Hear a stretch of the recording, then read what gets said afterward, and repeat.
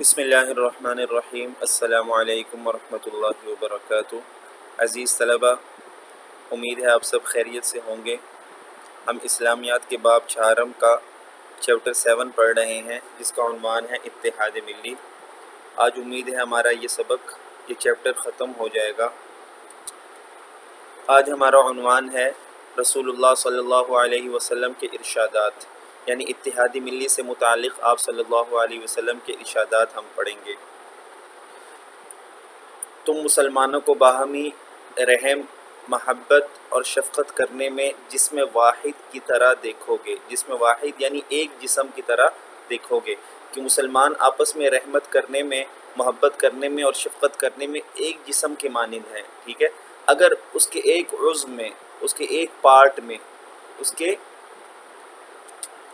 ایک حصے میں تکلیف ہو جائے تو بدن کے سارے اعضاء بخار اور بے خوابی میں مبتلا ہو جاتے ہیں، ٹھیک ہے۔ اب یہ حدیث ہو گئی۔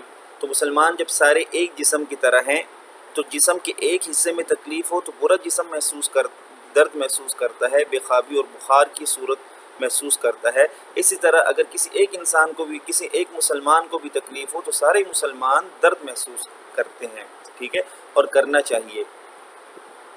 مسلمان ایک دوسرے کو اس طرح مضبوط کرتے ہیں، یہ دوسری حدیث ہے۔ مسلمان ایک دوسرے کو اس طرح مضبوط کرتے ہیں جس طرح دیوار کا ایک حصہ دوسرے حصے کو مضبوط کرتا ہے، ٹھیک ہے نا۔ اسی طرح مسلمان ایک دوسرے کو مضبوط کرتے ہیں۔ اب اس سے بھی ہمارا اتحاد ملی ظاہر ہوتا ہے۔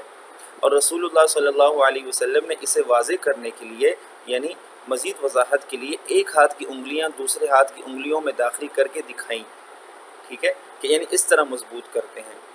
ہر مسلمان دوسرے مسلمان کا بھائی ہے، نہ خود اس پر ظلم کرتا ہے نہ کسی دوسرے کو اس پر ظلم کرنے دیتا ہے، ٹھیک ہے۔ یہ تیسری حدیث ہو گئی، غالباً یہ بھی ایک حدیث ہی ہے۔ آگے دیکھیے، ایک اور حدیث ہے، اللہ تعالیٰ اپنے بندے کی مدد میں لگا رہتا ہے جب تک بندہ اپنے بھائی کی مدد میں لگا رہتا ہے، ٹھیک ہے۔ اس کے عربی الفاظ ہیں واللہ فی عون العبد ما دام العبد فی عون اخیہ۔ تو ہمیں چاہیے کہ ہم اپنے بھائی کی مدد کریں، ہر انسان کی مدد کرنی چاہیے ہمیں۔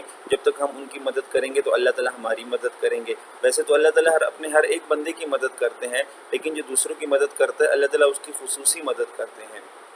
اگلی حدیث دیکھیں، 3 دن سے زیادہ اپنے مسلمان بھائی سے قطع تعلق رکھنا حرام قرار دیا، ٹھیک ہے۔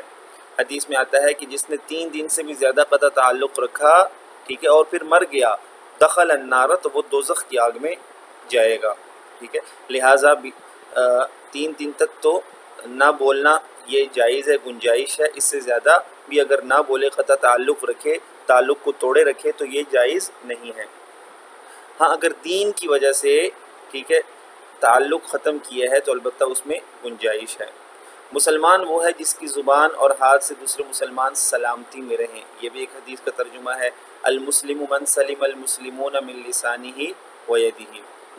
آگے دیکھیے، اب خلاصہ بتا رہے ہیں آپ کو، ہماری قوت اور ترقی و خوشحالی کا دار و مدار کلیتاً ہمارے اتحادی ملی پر ہے۔ کلیتاً یعنی 100%، ٹھیک ہے، تھوڑا نہیں بلکہ پورا کا پورا دار و مدار جو ہے وہ ہمارا اتحادی ملی کا، ٹھیک ہے، ہماری ترقی اور خوشحالی کا اتحادی ملی پر ہے۔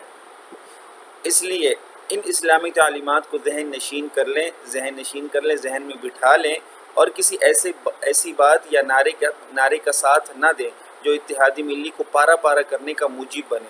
اتحادی ملی کو پارا پارا کرنے کا یعنی اس کو ختم کرنے کا، اس کو پاش کرنے کا، ٹھیک ہے، اس کو توڑنے کا موجب بنے، یعنی سبب بنے۔